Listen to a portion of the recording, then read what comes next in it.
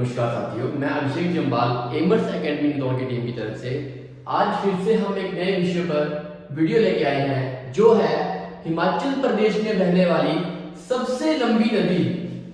बात कर रहे हैं सतलुज नदी की।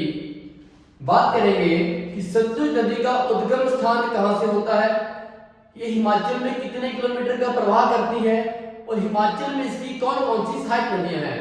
सबसे पहले बात करते हैं सतलुज के उद्गम स्थान की, जो है तिब्बत। तिब्बत में सतलुज नदी राक्षस ताल झील से निकलकर हिमाचल और भारत में शिवकी नामक स्थान पर प्रवेश करती है और ये हिमाचल के किन्नौर जिला में भारत में प्रवेश करती है। किन्नौर जिला में बहने के बाद ये नदी जिला शिमला में चौहारा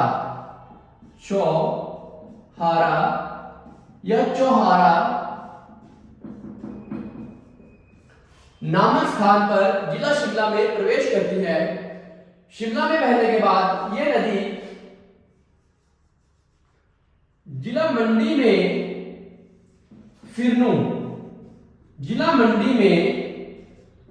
फिरनो नामक स्थान पर प्रवेश करती है। फिर थोड़ी सी सोलन में बहने के बाद ये नदी जिला बिलासपुर में कसोल नामक गांव में प्रवेश कर जाती है और अंत में बिलासपुर में इस नदी पर गोविंद सागर झील का निर्माण हुआ है, जो झील हिमाचल प्रदेश की सबसे बड़ी कृत्रिम झील है। बिलासपुर में बहने के बाद ये नदी भाखड़ा नामक गांव से पंजाब में प्रवेश कर जाती है।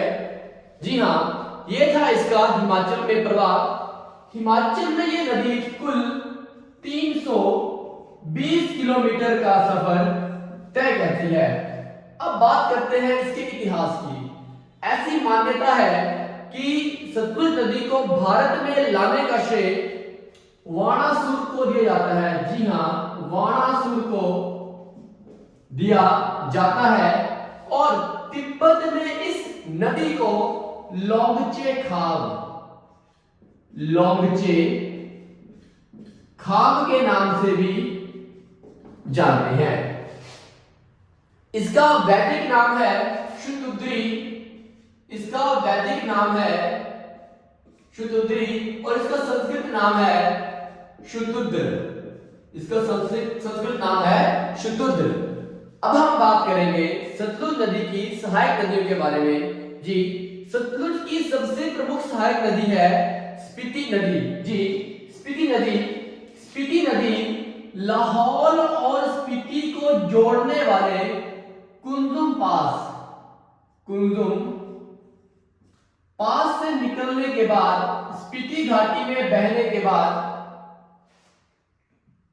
खाब या नामगिया।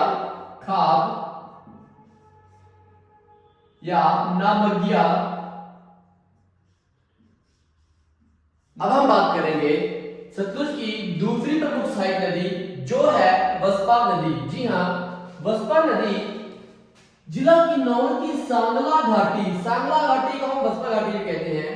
सांगला से निकलकर कड़छम के पास सतलुज से आकर मिलती है। इसकी तीसरी प्रमुख सहायक नदी है, जो है नोगलीखंड। जी हाँ, नोगलीखंड जिला कुल्लू के निर्मंड से निकलकर रामपुर के पास सतलुज नदी से आकर मिल जाती है। नेक्स्ट है इमला बिमला नदी। इमला बिमला घाटी भी है और इमला बिमला मंदिर भी है। ये नदी जिला मंडी में बहती है और सतलुज में आकर मिल जाती है। नेक्स्ट बात करेंगे सीरखंड भी सतलुज की एक सहायक नदी है, जो मंडी और हमीरपुर के बीच सीमा बनाते हुए बिलासपुर जिला में सतलुज से मिल जाती है। नेक्स्ट बात करेंगे हिमाचल का शोक कही जाने वाली स्वान नदी के बारे में। स्वान नदी भी सतलुज की सहायक नदी है, लेकिन ये नदी हिमाचल में ना मिलकर पंजाब के अनंतपुर साहिब में सतलुज से आकर मिलती है।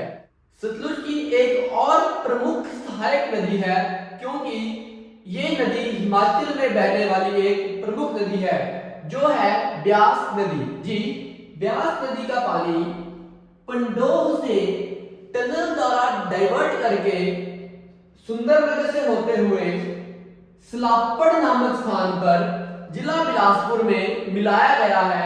इसीलिए ब्यास नदी को भी हम सतलुज की सहायक नदी कह सकते हैं।